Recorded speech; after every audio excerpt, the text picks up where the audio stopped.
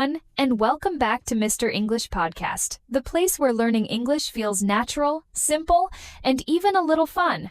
I'm Emily. And I'm Paul. Hey, Emily, and hello to all our wonderful listeners out there. I'm so excited to dive into today's topic. How are you doing today, Emily? I'm feeling really good, Paul. A little tired, but in a great mood. I had a calm morning, just some tea and a good book. How about you? Sounds peaceful. I'm doing great. Took a walk this morning, felt the fresh air, and got my energy going. So, I'm all set for today's discussion. It's going to be an important one. I completely agree. Today, we're talking about something that can make a huge difference in our lives. It's all about focusing on yourself. Yes, we often spend so much time thinking about everyone else.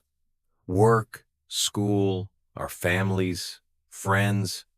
We're constantly giving, constantly doing. But when do we stop and say, what about me? Exactly. Taking care of yourself isn't selfish. It's essential. So, today, we're going to talk about how to make space for yourself in your busy life and why it's so important. Before we jump into the conversation, we'd like to ask a small favor from you, our listeners. If you enjoy our podcast, please take a moment to subscribe to Mr. Wanna Texter, Enister Sev, and Enister Wanna Two. English Podcast, give us a like, and share this episode with your friends or family who might need a little reminder to focus on themselves. Your support helps our channel grow, and we're incredibly grateful for each of you. So thank you so much. Let's start with a simple question. What exactly does it mean to focus on yourself? That's a good question. To me, it's about taking time for your own well-being. It's about listening to what your body and mind need. Sometimes that's rest. Sometimes that's a bit of fun, but whatever it is, it's about doing something just for you. I love that. It's also about not feeling guilty for taking time for yourself. We all have responsibilities, and they're important. But if you don't take care of yourself first, you won't be able to take care of others. I like to think of it as refueling your own energy. Absolutely. It's like putting on your own oxygen mask first, before helping others, right? Yes, exactly. That's such a good analogy. If we're running on empty, we have nothing left to give. Now, let's dive into some simple things that we can do to focus on ourselves. The good news is that you don't need a lot of time or money to take care of yourself. Little moments matter too. For me, reading is one of the best ways to focus on myself. When I pick up a book, I get lost in the world of words, and it helps me forget about any stress or worries. I couldn't agree more. There's something magical about a good story. It's like stepping into a completely different world, away from all the chaos of everyday life. Exactly. What kind of books do you like to read, Paul? I love reading adventure stories. I prefer lighthearted books with happy endings. They just make me feel good, and they help me unwind after a busy day. That sounds wonderful. For me, I enjoy books that have beautiful illustrations, like picture books or graphic novels. Sometimes I even skip the words and just look at the art. It's so calming. That's such a great way to relax. It's like art therapy in a book. Another simple way to focus on yourself is by taking a walk. It sounds simple, but it's so powerful. A short walk in the fresh air can do wonders for your mind and body. I agree. I try to take a walk every day, even if it's just around the block. It gives me time to clear my head, get some fresh air, and be in nature. Do you walk alone? Most of the time, yes. I enjoy being alone with my thoughts, but sometimes I walk with a friend, and it's a great time to catch up. How about you? I usually walk alone too. I love the quiet time to think. Sometimes I bring music, but I also enjoy walking without it, just listening to the sounds of nature. Speaking of music, that's another fantastic way to focus on yourself. Music has the power to completely change your mood. Yes, it's amazing how quickly music can lift your spirits or help you relax. When I need a little energy, I listen to upbeat pop music. Same. When I'm feeling down or tired, pop music always gets me moving. But if I'm stressed or need to calm down, I love listening to classical or acoustic music. It really soothes my mind. I totally get that. I also like to listen to instrumental music when I'm reading or working. It doesn't distract me, but it sets a nice atmosphere. Now let's talk about hobbies. A hobby is something you do just for fun. It's a great way to focus on yourself because you're doing something that brings you joy, not because you have to. Exactly.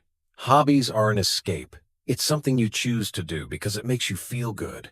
It could be anything from knitting to gardening to playing an instrument. Speaking of hobbies, do you have one, Emily? Yes, I've recently gotten into photography. I love capturing little moments in nature like a flower blooming or a bird flying by. It helps me slow down and appreciate the world around me. That's beautiful. My hobby is baking. When I bake, I focus on mixing, measuring, and following steps. It's like a meditation for me. I can definitely understand that. Cooking is a wonderful way to focus on yourself. And at the end, you get a delicious meal. We've talked a lot about things we can do to focus on ourselves, but what about things we should avoid? A big one for me is saying yes to everything. We want to help others, but sometimes we take on too much, and it leaves no time for ourselves. Yes, that's so common. People ask for our help, and we feel guilty saying no. But saying yes too often can leave us drained. Exactly. It's important to set boundaries. Sometimes saying no is the healthiest thing you can do for yourself. It's hard at first, but it gets easier. You can say it kindly like, "I'm sorry, I can't today, but thank you for thinking of me." It's about protecting your time and energy. Now let's talk about something that might sound obvious, but it's so important: sleep. Yes, a good night's sleep is one of the best ways to focus on yourself.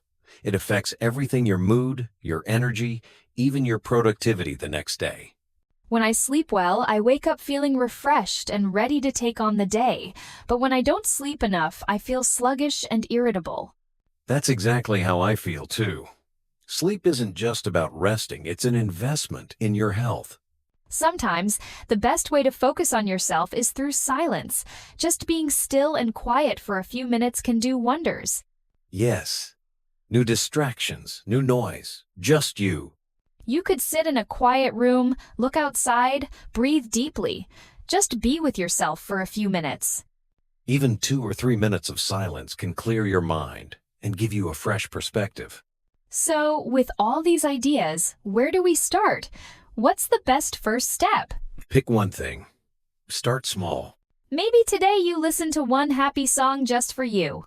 Or take a short walk during your lunch break. Or read a couple of pages from a book before bed and keep your phone away.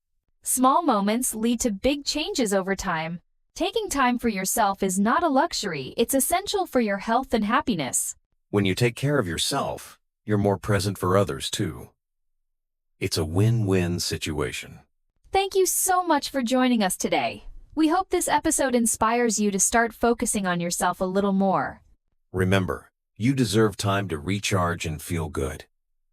So go ahead and take care of yourself today. Take care, be kind to yourself, and we'll see you next time. Goodbye.